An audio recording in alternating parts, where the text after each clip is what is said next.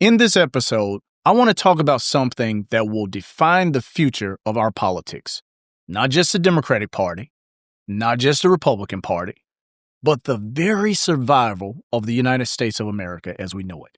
President Trump is consolidating power, he's reshaping government, and he's unleashing his movement like never before. He's pushing the boundaries of presidential power, forcing redistricting, federalizing state militias, provoking unrest across our cities. And in the middle of this chaos, while many may shrivel in the face of that power, one man has stepped forward to stand directly in its path. And the Democratic Party, and no, I'm not talking about the power brokers at the DNC or the elite donor class who like to use its money to push the party in the direction that they want to see it go. I'm talking about everyday, ordinary, working class Americans, folks who align with the Democratic Party values, and even those independents who believe that we must defend the fabric of this nation. Those folks, at least for this moment, have crowned a new leader, California Governor Gavin Newsom. And Governor Newsom didn't just emerge as some polished politician. He has emerged at this moment as democracy's pressure valve. As Trump's power has gripped the nation, Newsom's leadership has torn open a path back toward accountability, back towards boldness, back towards resistance. In this episode, I'll take you through how Gavin Newsom became that critical check, why his rise in 2025 matters not just for California, but for every American who believes democracy must be defended. Compare this moment, folks, to FDR facing fascism in Europe or Lincoln defending the Union. History never asks whether leaders are perfect. It asks whether they stand up when democracy is on the line. I'm Hendrell, and this is Politics Unfiltered.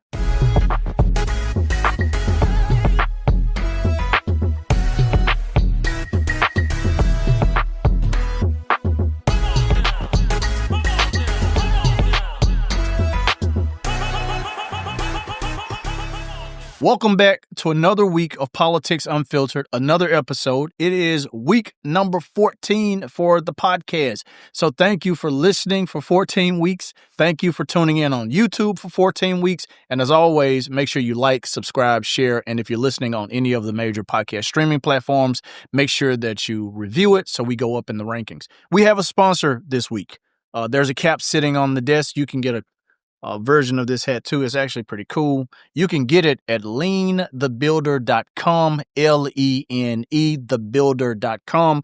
That is my brain coach, holistic brain coaching. I know politics can increase anxiety. Just life in general can cause you to be feeling on the edge sometimes. So if you need to talk to somebody, if you need some holistic approaches to how to deal with some of your mental blocks, reach out to leanthebuilder.com. I hope it's focused. If not, it'll be in the description. Leanthebuilder.com, L-E-N-E, thebuilder.com, our sponsor for this week. Okay, so let's get into this episode. Before I get too deep, let's rewind to earlier this year.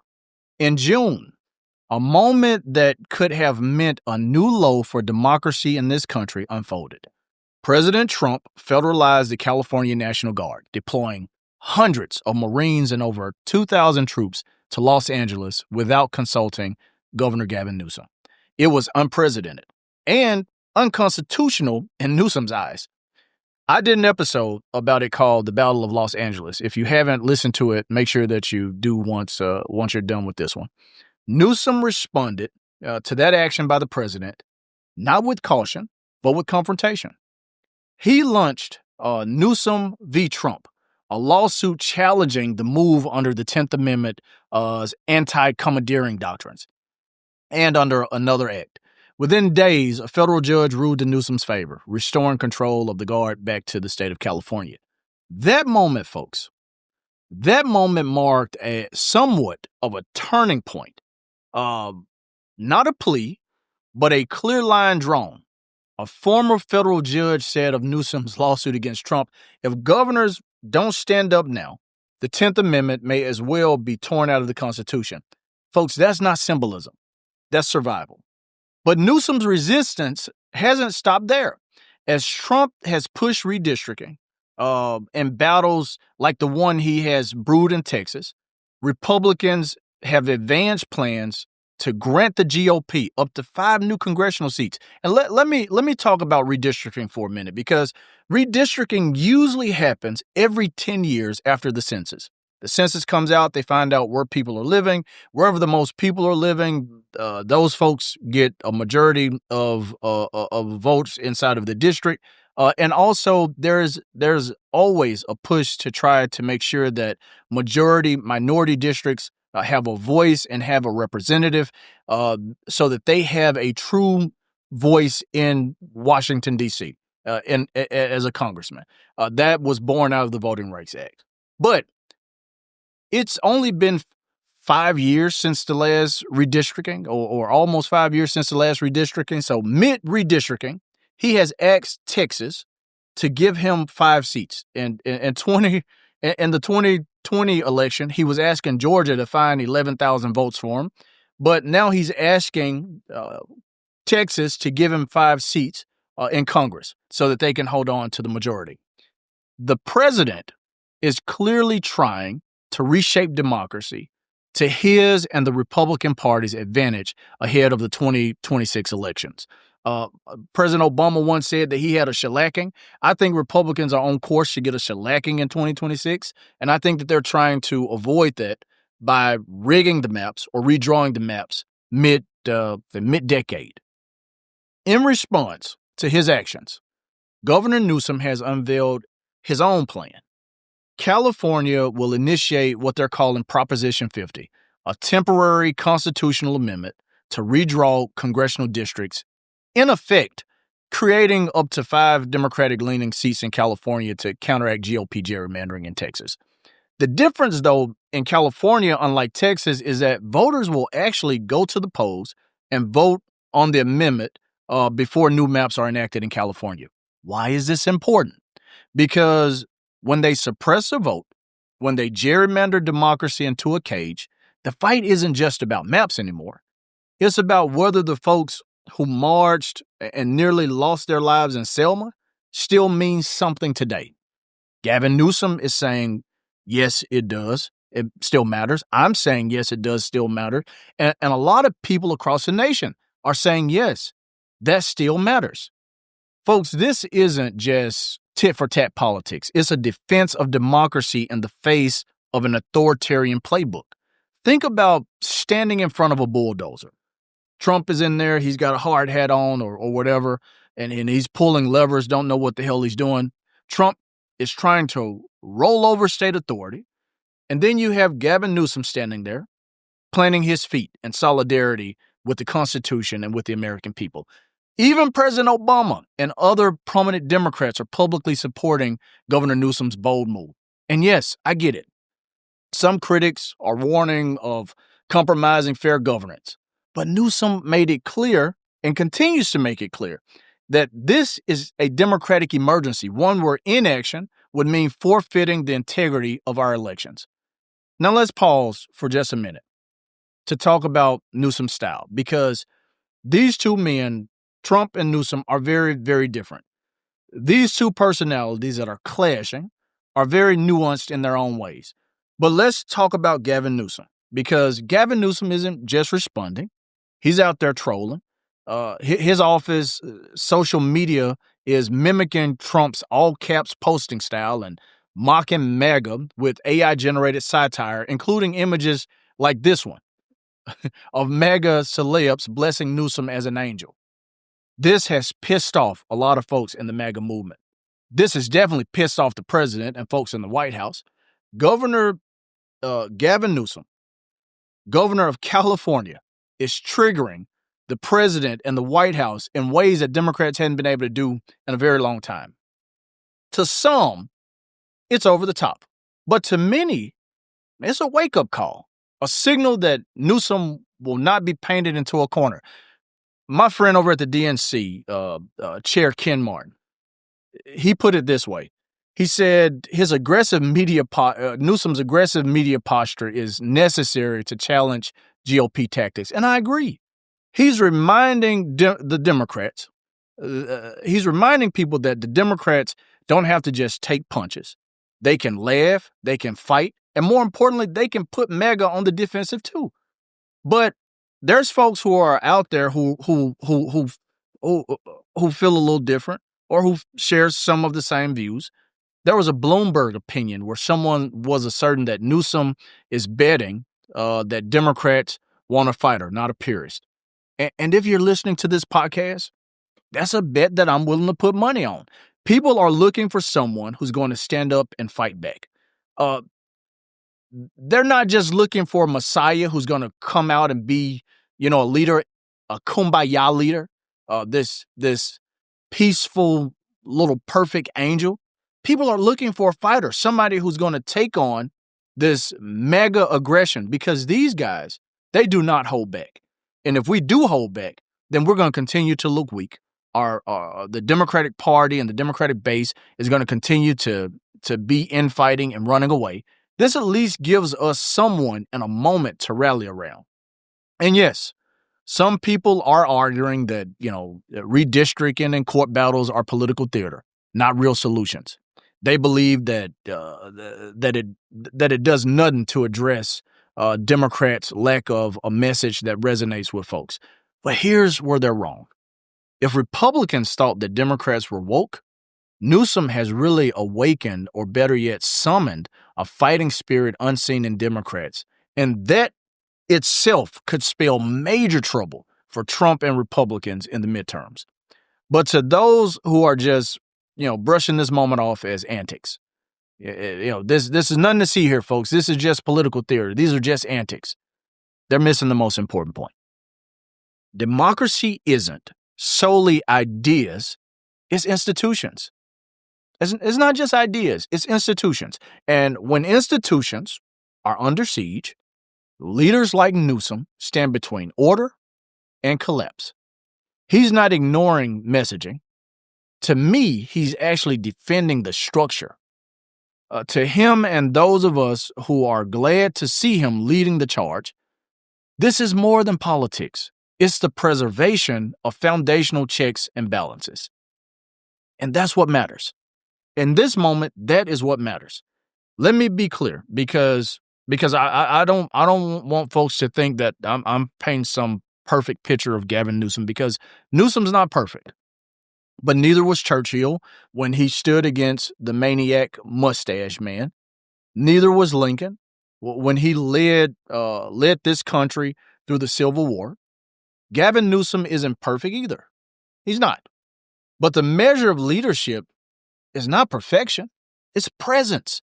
And Newsom is present in the fight right now. We know that he governs a state grappling with homelessness, with high costs, and with too many wildfires to count. We know that his actions have pushed critics to warn about partisan retaliation and long-term erosion of nonpartisan norms. We get it. We've heard it. They may be right. He may be wrong. We may be wrong. But what I can tell you right now is that nothing is normal about what Trump and the GOP are doing. If you're listening to this podcast, folks, this is not normal, period. But we have folks like the former Republican governor of California, Arnold Schwarzenegger, cautioning that reform, not retaliation, should lead the way in this moment. That's wishful thinking. But we know that Trump, he is the king of retribution, and MAGA is the kingdom in which it thrives. And Gavin Newsom understands that. He actually often frames his actions not as a permanent power grab, but as an emergency response to emergency times. And those who believe democracy is fragile see in Newsom a guardian not just for California, but for the nation. Now, does that mean that he's still going to be leading the Democratic Party after this moment? I don't know. Does that mean that he's going to guarantee that Democrats win big and there's going to be a blue wave in 2026? Absolutely not. Although I hope that they do. Does it mean that he'll be the Democratic presidential nominee in 2028? I don't have the answer. But I do know that in this moment, at this time, he's looking and sounding like he's going to be around for a while, to the point where it's getting nonstop attention in this 24-hour news frenzy that we live in. And I'm not just talking about Newsom here on this podcast. The talking heads on other podcasts like Stephen A. Smith. Listen to what he's saying about Newsom. Let's call it what it is. Say this about Gavin Newsom. The brother looks presidential. I mean, listen, I don't look at men that way. That's just not my flavor. But the brother does look good in the blue suit. I mean, he looks very presidential. He really, really does. Hair slicked back. Pat Riley might be jealous. Good-looking dude. Excellent, excellent speaker. Can articulate his thoughts clearly, highly intelligent.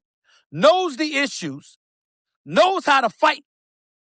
And is willing to take on Trump. But even the folks on broadcast radio, on social media, and especially at Fox News have taken notice. He's trying to be funny. I don't know what he's trying to do, but it comes across as childish. And you're the governor of the biggest state in the union. What are you doing? Honestly, I feel like he's trying so hard to be Trump, but he's coming off like Kanye West. He seems absolutely insane. So here's what anyone watching this must know. Gavin Newsom is not just a polished East Coast-style politician like we're used to. He's also not the California liberal that Republicans try to scare us into believing that he is. In 2025, he has proven himself to be a defender of democratic norms, pushing back when it mattered against military overreach, against gerrymandering, and against authoritarian impulses from the top. He's not waiting for permission. I mean, this guy, he's not whispering behind closed doors. He's suing, he's legislating, he's trolling, he's standing up. And it's working. And look, I don't know who he has helping to shape his strategy behind the scenes. I don't know that consultant, if there's a consultant. But in this moment, when democracy needs a leader, Newsom so far has stepped into the breach. And his fight hasn't been symbolic. It's been foundational. If we are to preserve democracy, we cannot just shade conversations. We must loudly defend institutions, courts, elections, state authority, rights. We must have fighters. We must be fighters. Let this episode be a testament. When democracy trembled in 2025, it was Gavin Newsom who gave it a fighting chance. I mean, that's just where we are right now.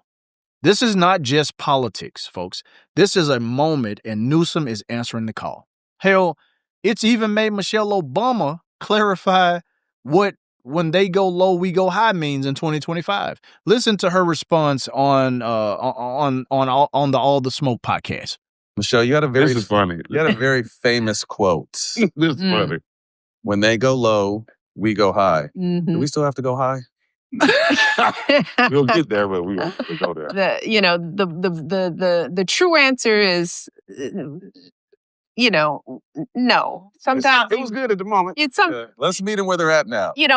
Well, here's the Bring 'em thing. up. Here's the thing. Going high is about being strategic, right? And that's really my point. That doesn't mean you don't feel it emotionally. That doesn't mean you don't get angry, but that means that our response needs to be strategic and have a goal beyond us just being mad. Right. Because that's just, I don't want to waste my mad, right? So Ooh, let's, like that. I'm mad. let's be thoughtful about what we say, why we say it, what's the plan, where Right. we headed. That's what going high is. Gotcha. Thank you to our forever First Lady for clarifying that. But here's the deal. Here's the reality. Gavin Newsom doesn't have to be alone in this fight. In Kentucky, Wisconsin, Washington, Hawaii, Massachusetts, in Arizona, in New York, in Kansas, in Oregon, in Connecticut, in New Mexico, Rhode Island, Delaware, Maine, Maryland, New Jersey, Colorado, Illinois, Pennsylvania, North Carolina, and Minnesota, and even in Michigan. I think that's all of them. And all of these places, each of these states have Democratic governors. In each of these places that have Democratic governors, and let me say this to the Republicans who are listening out there in the independents, because in those states with Republican governors who are brave enough to say no, in each of the places where courageous leaders are willing to stand, they can be leaders who are just as intentional and just as direct in pushing back as Gavin Newsom has been. The question is, will they?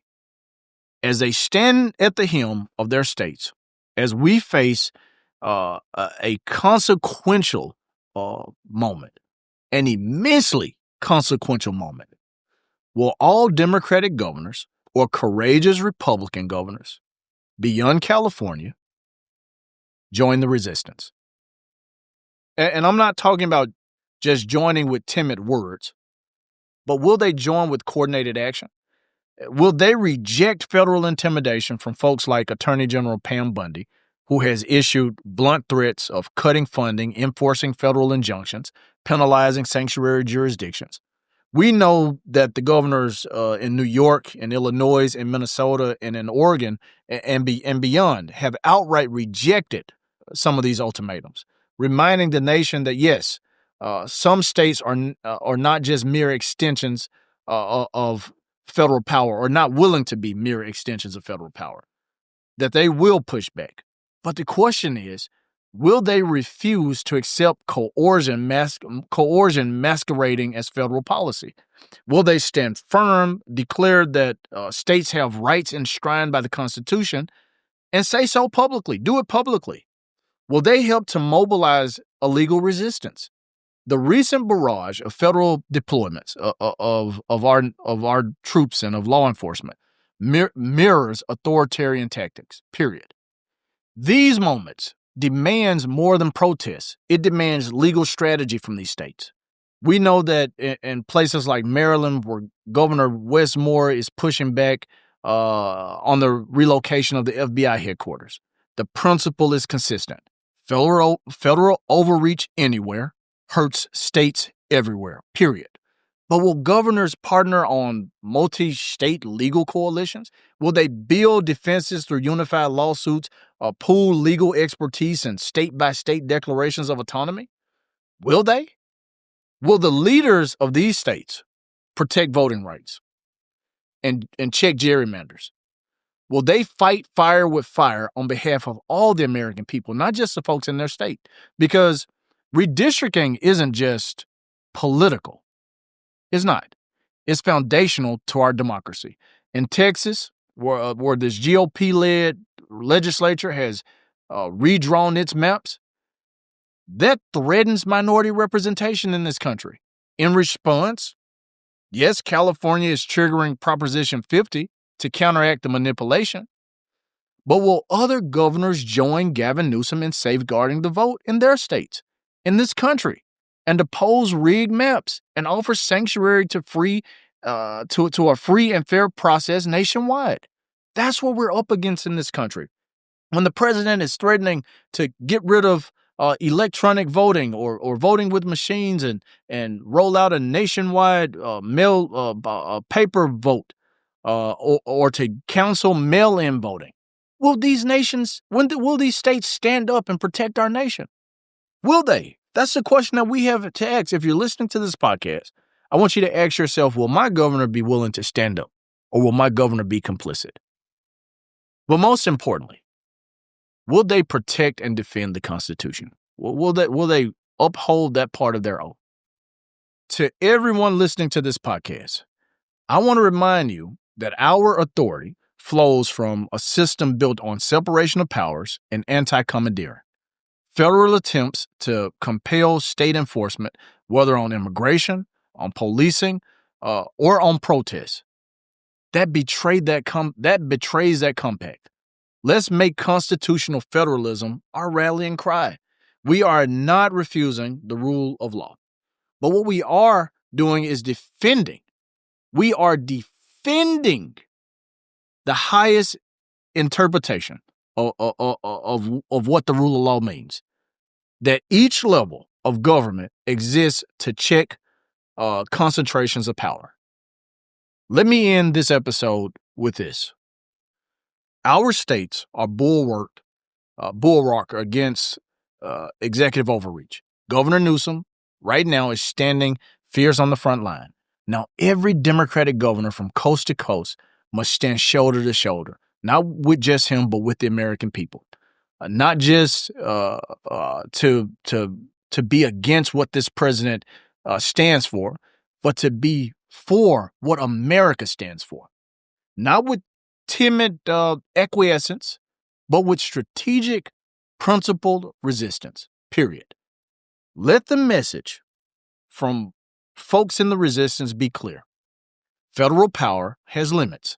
Our rights are non-negotiable, and democracy will be defended at state houses as well as in courthouses if necessary. Folks, that does it for this week. I want to hear from you. I want you to drop your thoughts in the comments. Hit me up on social media at Hendrell Remus, and let's keep this conversation unfiltered. And please make sure that you like, comment, subscribe, and share this episode with someone who needs to hear it. That helps us go up in the rankings. That helps us get more listeners. That helps us get more sponsorships. And that helps makes this production possible. And remember, truth matters, people matter, and silence is never neutral. Until next time, stay informed, stay critical, and never stop asking the hard questions. This is Politics Unfiltered, and I'm out.